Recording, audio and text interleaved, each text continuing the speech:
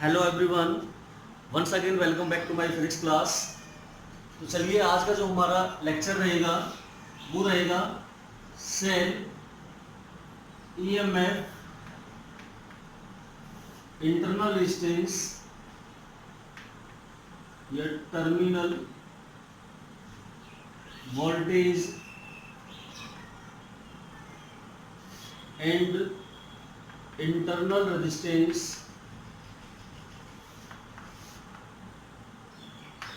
Of a cell.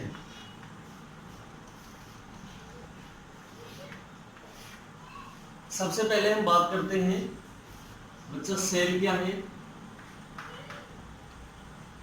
देखिए जो cell होता है वो हमारी एक इलेक्ट्रिकल डिवाइस है जो इलेक्ट्रिकल एनर्जी प्रोवाइड करता है किसी भी इलेक्ट्रिकल सर्किट में ऑल कंपोनेंट्स को।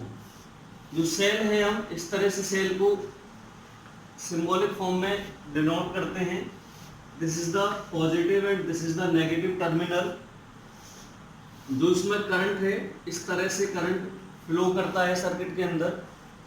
तो सेल का काम क्या है? इलेक्ट्रिकल एनर्जी को रोटेट करना किसी इलेक्ट्रिकल सर्किट के अंदर थ्रू ऑल द कंपोनेंट्स। देखिए जो हमारा सेल है सबसे पहले वो क्या काम करता है? इट मेंटेन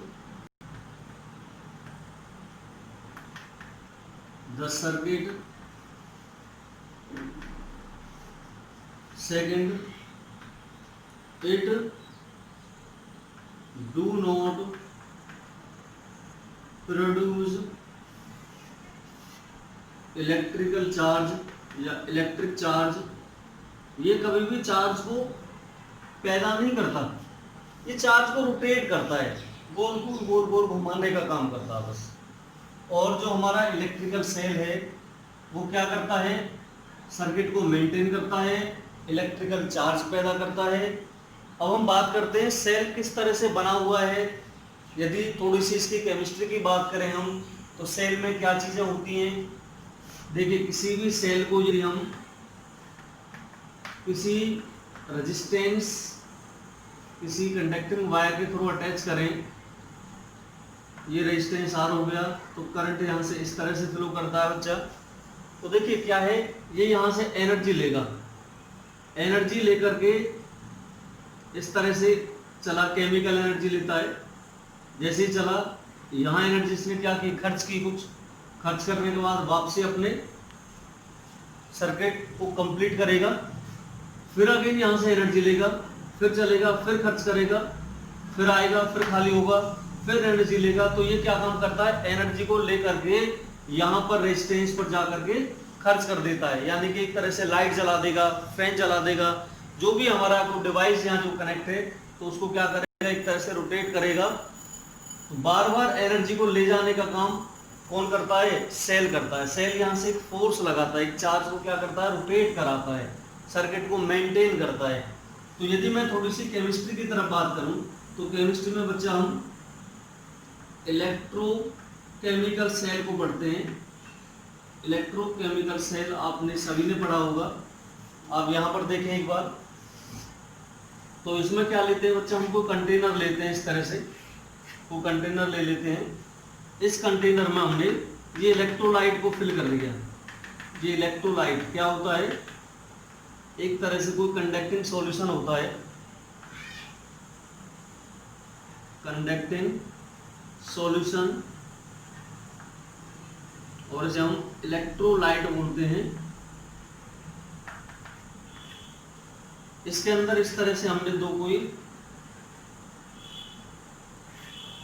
ये इलेक्ट्रोड ले ली, दो इलेक्ट्रोड ले लिए। अब ये हमारे जो इलेक्ट्रोड हैं क्या होगा? इसके अंदर इलेक्ट्रोलाइट के अंदर केमिकल रिएक्शन बनती है इसके अंदर। और केमिकल रिएक्शन कौन सी रहेगी? वो रहेगी हमारी एक तरह से इलेक्ट्रो केमिकल जो रिएक्शन रहती है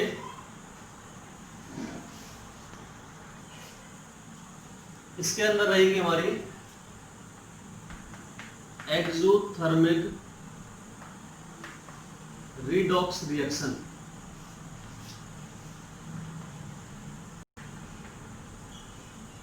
एक्सोथर्मिक का मतलब क्या है, ये एनर्जी को क्या करेगी, रिलीज करेगी, निकालेगी। और रिडॉक्स का मतलब दोनों चीजें होंगी इसमें, ऑक्सीडेशन भी होगा और रिडक्शन भी होगा। यहां से जो हमारे इलेक्ट्रोड थे, अब इसमें होगा क्या, इस केमिकल जो रिएक्शन होगी अंदर, तो इस केमिकल रिएक्शन की वजह से जो नेगेटिव नेगेटिव चार्ज है वो हमारा एक तरफ आ जाएगा, और जितना भी हमारा पॉजिटिव पॉजिटिव चार्ज है वो दूसरे इलेक्ट्रोड पर क्या हो जाएगा, एक्यूमुलेट हो जाएगा। एक तरह से क्या हो जाएगा, चार्ज हमारा डिस्ट्रीब्यूट हो जाएगा। पहले मिक्स था ये, जैसे ही केमिकल रिएक्शन हुई तो नेगेटिव नेगेटिव चार्ज एक तरफ और पॉजिटिव पॉजिटिव एक तरफ हो जाएगा। यहाँ से यदि हम इसे एक सर्किट में मेंटेन करें इस तरह से, ये हमने कोई रेजिस्टेंस लगा दिया और इस तरह से हमने क्या कर दिया, सर्किट को ये कंप्लीट कर दिया, तो होगा क्या हो, अब जो हमारा इलेक्ट्रॉन्स है नेगेटिव चार्ज यहाँ से फ्लो करेगा इलेक्ट्रॉन्स, या कह सकता हूं मैं जो करंट है हमारा वो यहाँ से फ्लो करेगा आई, क्योंकि इलेक्ट्रॉन्स यहाँ से चलेंगे तो करंट क्या करता है, अपोज करता है। तो इलेक्ट्रॉन्स यहाँ से चलते चलते रेजिस्टेंस में जाएंगे, रेजिस्टेंस में क्या करेंगे, आप एनर्जी को खर्च करेंगे, खर्च करने के बाद वापसी यहाँ आएंगे। जैसे ही वो यहाँ आएंगे, अब देखिए यहाँ से यहाँ, जैसे इलेक्ट्रॉन यहाँ आया तो उसे तो यही रह जाना चाहिए क्योंकि ये पॉजिटिव है, लेकिन इलेक्ट्रॉन यहाँ नहीं ठहरेगा, इलेक्ट्रॉन यहाँ से यहाँ जाएगा। देखना सर्किट तभी कंप्लीट होगा जब हमारा पॉजिटिव से नेगेटिव की तरफ इलेक्ट्रॉन जाएगा। जैसे ही इलेक्ट्रॉन इसके बीच में आया तो अब एक कंडीशन आप समझो जस्ट 1 मिनट के लिए, यदि इलेक्ट्रॉन इसके बीच में रखा हुआ हो तो किस तरफ अट्रैक्ट होगा, वो पॉजिटिव की तरफ जाएगा, नेगेटिव की तरफ। तो जो आप अब तक पढ़ते आ रहे हो वो ये कि इस तरफ अट्रैक्ट होगा, लेकिन नहीं, इलेक्ट्रॉन इस तरफ जाएगा, because due to the force of chemical reaction.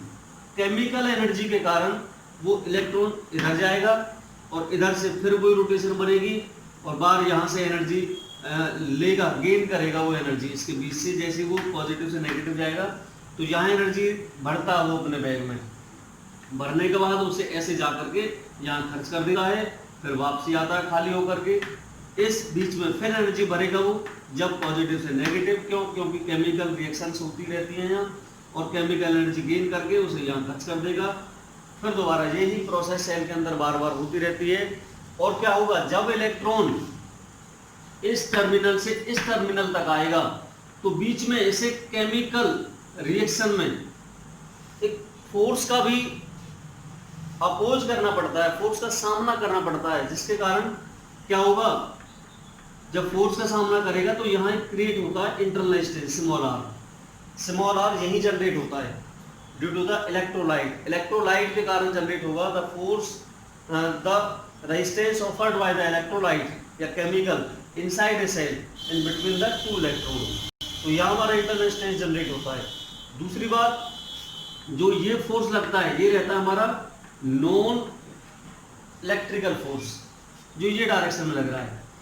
जैसे ही अभी पॉजिटिव यहाँ है, नेगेटिव यहाँ, जो इलेक्ट्रिक फील्ड जनरेट होती है, इसमें इलेक्ट्रिक फील्ड की डायरेक्शन है, तो जब इलेक्ट्रिक फील्ड जनरेट होगी बच्चा तो यहाँ एक दूसरा फोर्स भी जनरेट हो जाएगा जिसे हम बोलते हैं एफ, यानी कि इलेक्ट्रिकल फोर्स। कौन सा फोर्स रहेगा, ये इलेक्ट्रिकल फोर्स।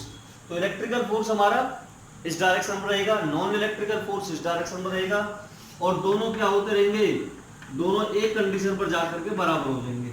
कब बराबर होंगे, जब पूरा पूरा पॉजिटिव यहाँ हो जाएगा, पूरा नेगेटिव यहाँ हो जाएगा, इलेक्ट्रॉन यहाँ से यहाँ जाना बंद कर देगा। उस कंडीशन पर एक इलेक्ट्रिक फील्ड सेटअप हो जाएगी इसमें। जब इलेक्ट्रिक फील्ड सेटअप होगी वो किधर होगी, नेगेटिव टू पॉजिटिव, तो एक फोर्स जनरेट होगा जिसे हम क्या बोलते हैं, electrical force Fe।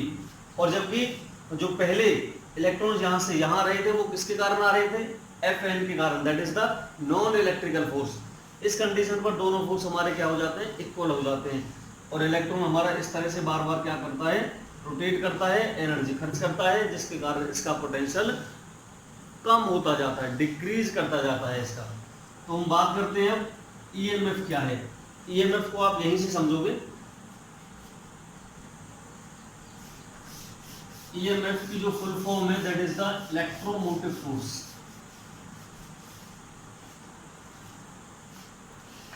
EMF that is called the electromotive force। देखिए होता क्या है EMF,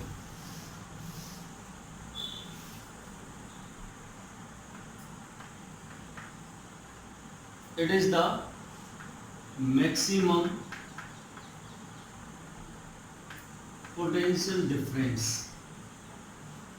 between two electron, और या फिर क्या कह सकते हैं हम, टर्मिनल्स ऑफ ए सेल या बैटरी कह सकते हैं, when no current drawn through it, जब उससे कोई भी करंट नहीं लिया जाए, यानी कि हम कह सकते हैं एक तरह से बच्चा ओपन सर्किट हो जाओ हमारा, कैसा हो, ओपन सर्किट। तो दोनों इलेक्ट्रोड के बीच में जो हमारा पोटेंशियल डिफरेंस रहेगा वो मैक्सिमम रहेगा, और उसी पोटेंशियल डिफरेंस को हम क्या बोलते हैं, इलेक्ट्रोमोटिव फोर्स कहते हैं।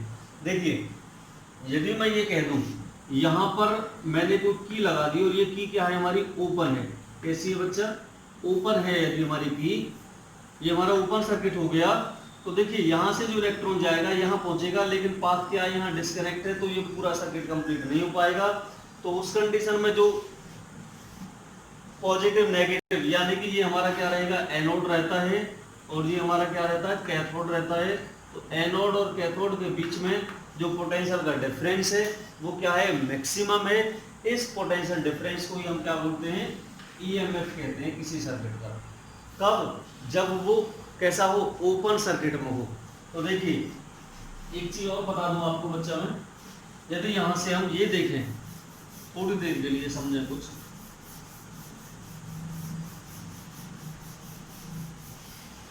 यदि बच्चा हम ये समझें, ये हमारा कोई सेल हो गया पॉजिटिव नेगेटिव, इसका ईएमएफ ई है, इसका इंटरनल रेजिस्टेंस स्मॉल आर है, इंटरनल रेजिस्टेंस और आप अच्छे से आगे समझोगे।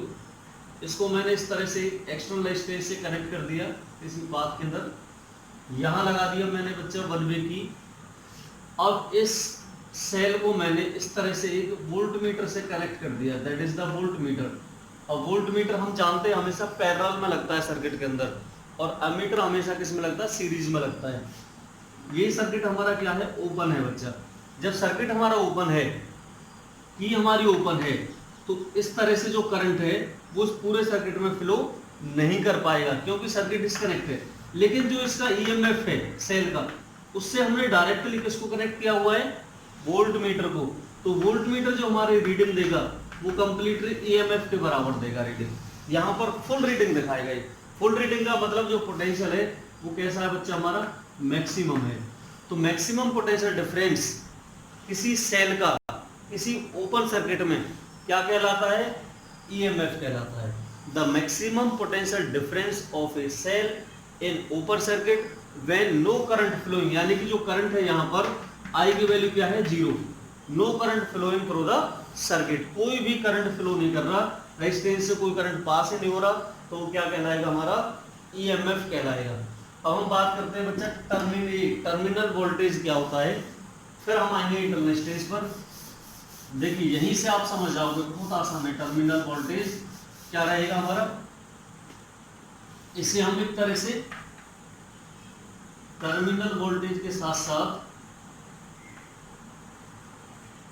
पोटेंशियल डिफरेंस भी कह सकते हैं। और क्या कहेंगे, पोटेंशियल डिफरेंस। ये होता क्या है, it is the potential difference between two terminal of a cell in closed circuit या two ends of a circuit. किसी भी दो एंड्स के बीच में जो पोटेंशियल डिफरेंस रहेगा, लेकिन सर्किट कैसा हो, अब सर्किट हमारा क्लोज्ड हो। कैसा सर्किट हो, क्लोज्ड सर्किट हो। अब क्लोज्ड सर्किट में क्या हो जाएगा, जैसे हमने इस सर्किट को क्लोज कर दिया बच्चा, क्लोज करने से हमारा जो करंट है, अब करंट फ्लो करेगा इस तरह से सर्किट में। जो रेजिस्टेंस है, जैसे ही वो एनर्जी लेकर के आया, रेजिस्टेंस में आकर के उसने खाली किया, यानी कि अपनी एनर्जी उसने दे दी रेजिस्टेंस को। अब किसके रूप में दे सकता है? वो लाइट के रूप में, फैन के रूप में, किसी भी रूप में खर्च करेगा यहाँ। तो यहाँ पर एक पोटेंशियल का डिफरेंस क्रिएट होगा, V equal to I R. इतनी उसने क्या कर दिया, यहाँ पर आकर के एनर्जी खर्च कर दी, वापसी खाली होकर के गया, फिर यहाँ से लेकर गया, फिर खर्च की। तो अब एनर्जी क्या हो रही है हमारी? एक तरह से कंज्यूम हो रही है। जब हमारी एनर्जी यहाँ कंज्यूम हो रही है, तो जो वोल्ट मीटर रीडिंग दिखाएगा, अब वोल्ट मीटर E के बराबर रीडिंग नहीं दिखाएगा, अब E से कम रीडिंग दिखाएगा। क्यों? क्योंकि इस सेल का जो इंटरनल रेजिस्टेंस है R, ये भी तो कुछ खा रहा है। सेल के अंदर अंदर जो केमिकल रिएक्शन हो रही है, वो भी तो अपनी एनर्जी को कुछ कम कर रही है। तो यहाँ से यही कारण है, इंटरनल रेजिस्टेंस हमेशा सेल को डैमेज करता है अंदर से। आप 6 महीने, 7 महीने, 1 साल सेल को ऐसे रखो आप अनयूज, तो इंटरनल रेजिस्टेंस अंदर अंदर सेल को क्या कर देता? खा जाता है। खाने का मतलब जो उसके अंदर जो केमिकल रिएक्शंस होती हैं, वो क्या करती हैं? उसकी एनर्जी को कम करते करते करते करते बिल्कुल खत्म कर देती है एनर्जी उसकी। तो एक तो इंटरनल रेजिस्टेंस और एक हमारा क्या है, एक्सटर्नल रेजिस्टेंस। अब दोनों क्या कर रहे हैं? लगातार एनर्जी को कम करते जा रहे हैं। जब एनर्जी कम होगी तो उसके बीच का जो पोटेंशियल डिफरेंस है, वो मैक्सिमम ना रह करके अब क्या कहलाएगा? अब वो E ना रह करके V रह जाएगा, यानी कि उसका वैल्यू क्या हो जाएगा? कम हो जाएगा। कितना कम होगा वो हम यहाँ से देख सकते हैं। लेट अस सपोज हम इसको थोड़ी देर के लिए बंद कर दें, केवल इसकी बात करें, तो जो वोल्ट मीटर है वो क्या दिखाएगा? EF में से जितना इसने खाया है वो घट जाएगा, कितना? IR। तो ये हमारा क्या बनेगा? ये हमारा टर्मिनल पोटेंशियल डिफरेंस या टर्मिनल वोल्टेज बना, टर्मिनल वोल्टेज। यदि हमने थोड़ी देर के लिए इंटरनल रेजिस्टेंस को छुपा लिया, हमने इसकी चर्चा नहीं की, हम केवल एक्सटर्नल की बात करें, तो जितना इसने वोल्टेज ड्रॉप किया है, जितना इसने पोटेंशियल गेन किया है, वो क्या कर जाएगा? इसकी में से वैल्यू घट जाएगी, और वो क्या बनेगा? हमारा टर्मिनल वोल्टेज बनेगा। टर्मिनल वोल्टेज यानी कि पोटेंशियल डिफरेंस बनेगा। तो आई होप आपको ये टॉपिक क्लियर हुआ होगा। अब हम बात करते हैं इंटरनल रेजिस्टेंस की। बच्चा, इंटरनल रेजिस्टेंस होता क्या है? बहुत इंपॉर्टेंट, कई दफा पूछे जाने वाला क्वेश्चन है ये, इंटरनल रेजिस्टेंस।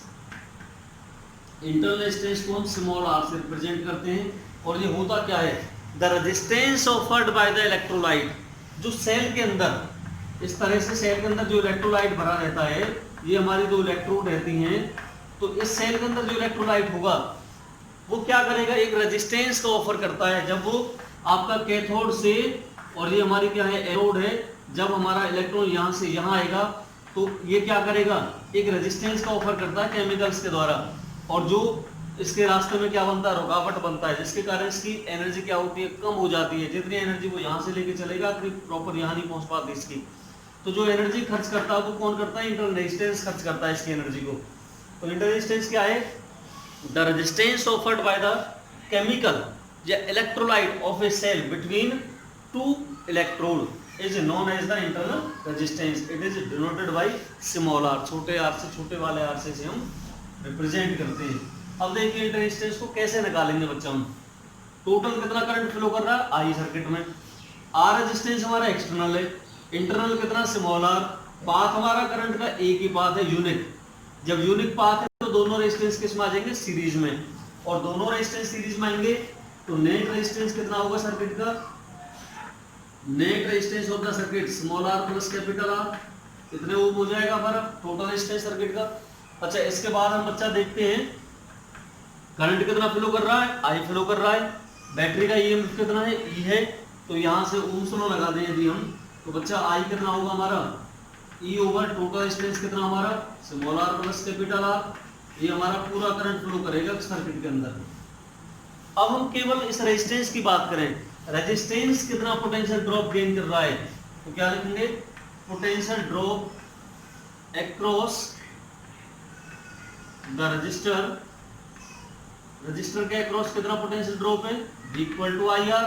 बच्चा आई तो क्या रहेगा? यहाँ सेम रहेगा, वैल्यू रख देंगे हम E over small r plus capital R, और इनटू कितना हमारा? Capital R. इसको मैं यहाँ ले जाऊँ small r plus capital R, तो v इसके नीचे जाएगा, E over v into R. इसको बच्चा में कैपिटल आर को इधर ले जाऊँ, यहाँ प्लस है तो इधर जा करके माइनस होगा, कितना होगा यहाँ से? r equal to E over V into R, ये जो प्लस आर है इधर जा करके माइनस आर हो जाएगा।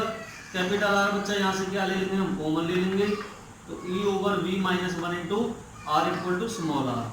तो ये क्या निकल गया हमारे यहाँ से, that is the internal resistance of a cell. ये क्या है हमारा, ये हमारा ईएमएफ है, ये क्या हमारा टर्मिनल वोल्टेज, आर क्या हमारा external resistance and small r is the internal resistance of the cell. अब एक बहुत ज्यादा पूछे जाने वाला एक छोटा सा क्वेश्चन है हमारा, वो कई बार पूछता है कि जो इंटरनल रेजिस्टेंस है वो किन किन चीजों पर डिपेंड करता है। तो इंटरनल रेजिस्टेंस मेनली बच्चा हमारा डिपेंड करेगा, पहला इट, अब मैं इसकी डिपेंडेंसी बता देता हूँ, जो हमारा स्मॉल आर है वो किन चीजों पर डिपेंड करता है, it depends upon nature of the electrolyte. किस पर डिपेंड करेगा, नेचर ऑफ द इलेक्ट्रोलाइट। दूसरा, it depends on the nature of the electrode, एक इलेक्ट्रोड के नेचर पर भी, nature of the material of the electrode या nature of the electrode. Third बच्चा, between distance of two electrode, उन इलेक्ट्रोडों के बीच की जो डिस्टेंस है उसके ऊपर भी डिपेंड करेगा, उसके एरिया के ऊपर भी डिपेंड करेगा, एरिया ऑफ द इलेक्ट्रोड। इन सारी चीजों के ऊपर हमारा क्या करता है, इंटरनल रेजिस्टेंस डिपेंड करता है। तो मुझे आशा है कि आपको ये टॉपिक क्लियर हुआ होगा। आप इस लेक्चर को बार बार रिपीट करके देखें, और यदि आपकी कोई क्वेरीज को डाउट है तो हमारे कमेंट बॉक्स में ज़रूर पूछें। वीडियो को यदि आपको अच्छी लगी हो तो लाइक, शेयर और सब्सक्राइब करना ना भूलें।